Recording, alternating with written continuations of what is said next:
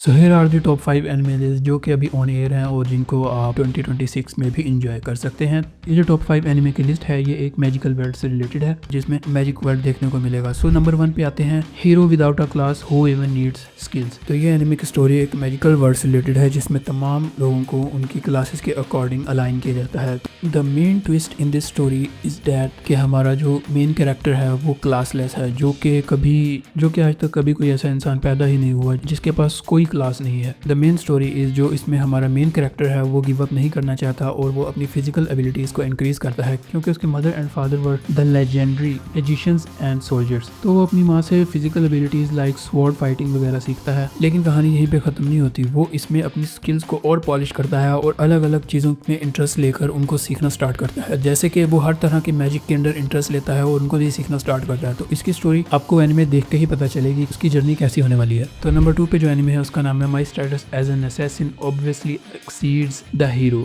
आई know इनके नाम थोड़े ज़्यादा बड़े हैं क्योंकि ये आजकल नाम का काफ़ी ट्रेंड चल रहा है, लेकिन ये सारे मैजिकल वर्ल्ड से रिलेटेड हैं। तो इस एनिमे का जो मेन कैरेक्टर है वो एक असैसिन है जिसमें वो कॉन्ट्रैक्ट किलिंग करता है। फॉर सम रीज़न उनकी पूरी क्लास को एक न्यू मैजिकल वर्ल्ड में समन कर लिया जाता है to defeat the demon king. The main twist of this story is that कि ये जो हमारा मेन कैरेक्टर है वो इस स्टोरी में मेन कैरेक्टर नहीं होता, लेकिन इसमें जो मेन हीरो है वो कोई और है। लेकिन इसमें जो हमारा मेन कैरेक्टर जो असैसिन है उसकी पावर उस हीरो से भी ज़्यादा होती है जिसको वो हाइड करके रखता है। इन सबको अलग अलग ट्रेनिंग्स दी जाती हैं उनकी पावर्स से related. Through out the story हमें देखने को मिलेगा वो कैसे अपनी न्यू पावर्स को अनलॉक करता है, नए लोगों से मिलता है और स्टोरी अभी चल रही है। तो इसके आई थिंक 11 एपिसोड इसके आ चुके हैं जब भी मैं वीडियो रिकॉर्ड कर रहा हूँ। तो बाकी की स्टोरी हमें तभी पता चलेगी जब हम इस एनिमे को कंटिन्यूसली देखेंगे। So let's move to our number 3। क्या हो कि अगर आपके पास ऐसी एबिलिटी आ जाए जिससे आप अनलिमिटेड कार्ड्स जनरेट कर सकते हो, जिससे आपका हर एक सोल्जर के पास इतनी पावर हो कि वो एक पूरी आर्मी को डिस्ट्रॉय कर सके। जी हाँ, तो मैं बात कर रहा हूँ माई गिफ्ट लेवल 99,999 अनलिमिटेड गाचा। इसका नाम थोड़ा सा लंबा है तो आप खुद ही रीड कर लीजिएगा जब आप एनिमे देखने जाएंगे। Trust me, this is one of the best, not best but yeah one of the good animes to watch in 2025। तो कहानी शुरू होती है मैजिकल वर्ल्ड के एक वीक कैरेक्टर से जिसके पास सिर्फ एक ये एबिलिटी है कि वो अनलिमिटेड कार्ड्स जनरेट कर सकता है, जिससे वो फर्स्ट ऑफ ऑल कार्ड से सिर्फ कुछ फ्रूट्स या कुछ चीज़ें ही समन करता है। लेकिन उसको किसी भी एडवेंचरर्स के गिल्ड के अंदर कोई भी उसको एक्सेप्ट करने के लिए तैयार नहीं, क्योंकि उसकी पावर किसी को भी इतनी कोई यूजफुल नज़र नहीं आती। देन वो मिलता है ऐसे लोगों से जो इस दुनिया की हर कैटेगरी की लिविंग स्पीशीज के साथ उन्होंने अपना एक एडवेंचरर्स पार्टी बनाई है जिसमें एल्व्स, बीस्ट, ह्यूमंस भी शामिल होते हैं। तो उनके पास जो मिसिंग पर्सन होता है वो एक ह्यूमन होता है। तो वो डिसाइड करते हैं कि हम इसको अपने साथ शामिल करेंगे और वो बड़ा फोर्स करते हैं और बहुत ही ज़्यादा पोलाइटली इसके साथ पेश आ रहे होते हैं। Then the plot twist is that कि वो एक डंजन में जाते हैं जहाँ पर जाके वो रिवील करते हैं कि उनका एक इंसान को अपने साथ शामिल करना एक प्लान का हिस्सा था, क्योंकि उसको मारने के लिए, स्पेसिफिकली उस लड़के को मारने के लिए जो कि इस कहानी का मेन कैरेक्टर है, किसी ने उनको हायर किया हुआ है। बट फर्स्ट ऑफ ऑल मैं आपको बता दूं कि इस मैजिकल वर्ल्ड में ह्यूमंस को बहुत ही ज़्यादा बिलो स्पीशीज समझा जाता है कि वो किसी काम के नहीं होते, बिल्कुल उनकी कोई वैल्यू नहीं है, इसलिए उनको इस तरह से ट्रीट किया जाता है। तो वो क्या करते हैं कि सबसे पहले तो मेन कैरेक्टर को बुली करना स्टार्ट कर देते हैं। वो बुली कर ही रहे होते हैं, अचानक से एक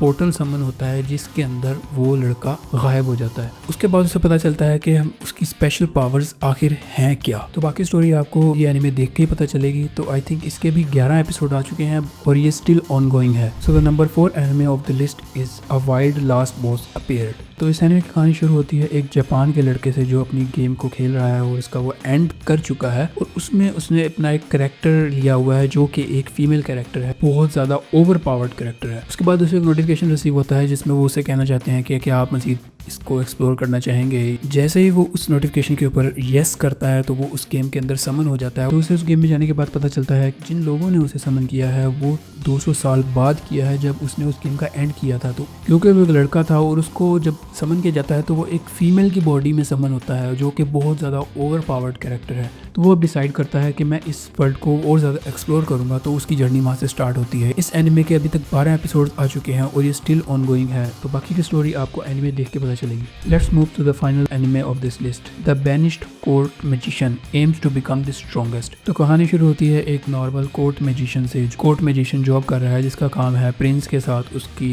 प्रोटेक्शन करना। प्रिंस जो है वो बहुत ज़्यादा एरोगेंट है कि इस मैजिशियन को वो उस कोर्ट से निकाल देता है क्योंकि वो समझता है कि ये बहुत ज़्यादा वीक है। उसके बाद वो अपने पुराने स्कूल के फ्रेंड्स को मिलता है जो कि एक टीम बना रहे हैं एडवेंचरर्स की, जो कि डंजन को एक्सप्लोर कर सके। तो वो अपने फ्रेंड्स को ज्वाइन करता है। बट सिर्फ इतना ही नहीं, ये कैरेक्टर बहुत ज़्यादा पावरफुल है लेकिन वो अपनी फुल पावर्स और पोटेंशियल को अभी शो नहीं करता फॉर सम रीज़न। तो बाकी की स्टोरी आपको इस एनिमे को देख के पता चलेगी। तो ये थी हमारी top 5 anime of the year की लिस्ट, जो कि अभी स्टिल ऑन गोइंग है और 2026 में भी ऑन एयर रहेंगे। And please let me know in the comment after watching the one of these animes which one is your favourite anime and आप इनको किस तरह से सॉर्ट करना चाहेंगे from number 1 to number 5 anime. मुझे कमेंट करके जरूर बताइएगा। मिलते हैं नेक्स्ट वीडियो में, तब तक के लिए सी यू।